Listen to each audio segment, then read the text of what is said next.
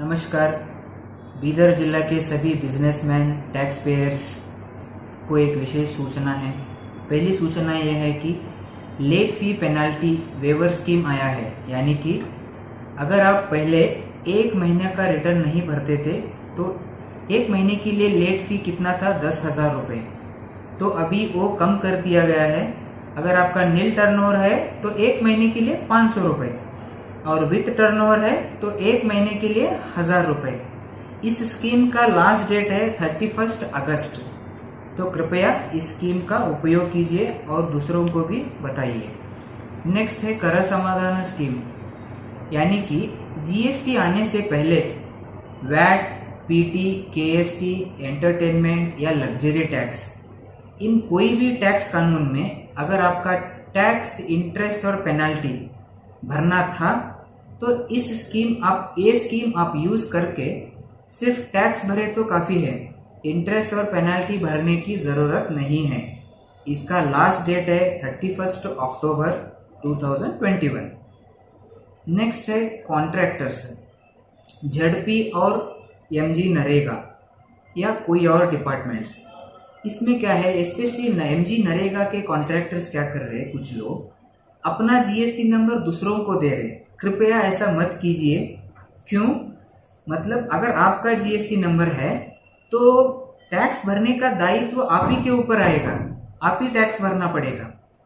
Next ये है, अगर आपका जीएसटी नंबर कैंसिल हुआ है, उसको एक्टिव करना है तो 180 दिन में ही आप उसको एक्टिव कर सकते हैं, नहीं तो आप नया जीएसटी नंबर लेना पड़ेगा। और अगर आपके पैन कार्ड के ऊपर कितने जीएसटी नंबर है ये पता करने के लिए आप gst.gov.in वेबसाइट में जाकर search by tax payer column है, वहां पे सर्च कर सकते हैं। और एक ऐप है प्ले स्टोर पे, आईरिस पेरिडॉट, IRISPERIDOT। इस पे आपको अगर लेटेस्ट इंफॉर्मेशन, यानी कि अगर आपका जीएसटी नंबर का रिटर्न भरा है या नहीं, ये जानकारी आपको चाहिए तो सिंपल आपका जीएसटी नंबर एंटर कीजिए और आपको पता चल जाएगा। तो नेक्स्ट है बिल ट्रेडिंग। कुछ कॉन्ट्रैक्टर्स क्या कर रहे हैं, अपना टैक्स बचाने के लिए cement, steel, plywood, hardware, electrical, granites, इन डीलरों से कुछ परसेंटेज कमीशन देकर बोगस बिल्स परचेज कर रहे हैं, बोगस बिल्स खरीदी कर रहे हैं। तो कृपया ऐसा मत कीजिए। क्यों बोले तो सब कुछ कंप्यूटराइज्ड हो गया है, सब कुछ रिकॉर्ड हो रहा है। तो अगर आप 100 रुपए का एवेजन कर रहे हैं, अगर 100 रुपए आप सरकार से ले रहे तो 200 रुपए आपको देना पड़ेगा विथ इंटरेस्ट। तो अगर आपके वर्क ऑर्डर में जो भी मेंशन है, जो भी मटेरियल मेंशन है, उसी का ओरिजिनल बिल्स ही लेना पड़ेगा, बाकी का आप ले नहीं सकते।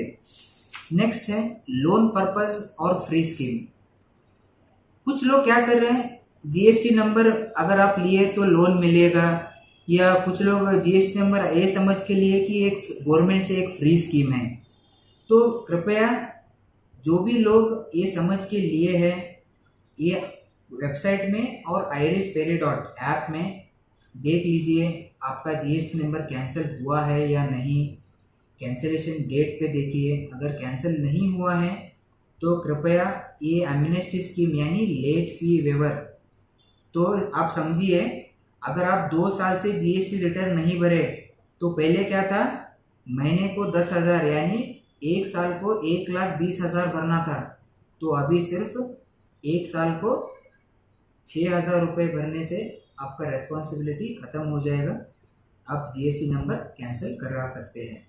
तो कृपया ये सभी इंफॉर्मेशन, ये सभी माहिती, जानकारी अपने मित्रों से, अपने सहयोगियों से, सभी से शेयर कीजिए और सरकार को टैक्स कलेक्ट करने में मदद कीजिए। धन्यवाद। आम व्यापारी सर जीएसटी लेता है, बनाता है, तो उसके लिए बेसिक चीज़ क्या है सर, उसको जीएसटी मेंटेन करने के लिए? देखिए, अगर कोई व्यापारी जीएसटी नंबर लेता है तो पहला पॉइंट ये है कि जीएसटी नंबर लेते ही अपने दुकान के बोर्ड पर बाहर जीएसटी नंबर बड़े अक्षरों में डालना है, और अपनी दुकान के अंदर बिल काउंटर के ऊपर जीएसटी रजिस्ट्रेशन सर्टिफिकेट डालना है और टाइम टाइम पे रिटर्न भरना है।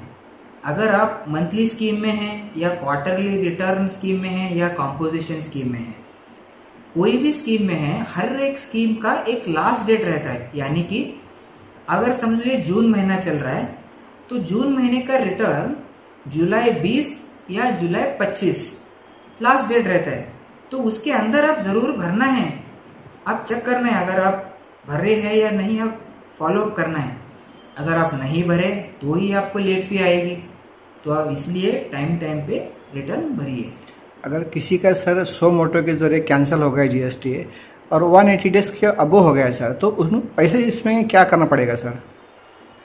इस केसेस में अगर कैंसिलेशन होने के बाद 180 दिन हो गए हैं तो उसके लिए क्या करना पड़ेगा, आप अपना रिटर्न डेट ऑफ कैंसिलेशन देखिए। डेट ऑफ कैंसिलेशन तक आप रिटर्न भरना है और वो भरने के बाद आप नया जीएसटी रजिस्ट्रेशन ले सकते हैं। और जो इनपुट क्रेडिट रहेगा जीएसटी के अंदर, तो उसको किस तरह से क्लेम कर सकते हैं? ये रिटर्न भरने के बाद और एक रिटर्न रहता है, फाइनल रिटर्न GSTR 10। उसमें आपको मेंशन करना पड़ेगा कि आपके पास कितना स्टॉक है और कितना इनपुट आप ट्रांसफर कर रहे हैं। तो अगर आप ये करोगे तो आपका इनपुट जो है नए जीएसटी रजिस्ट्रेशन में ट्रांसफर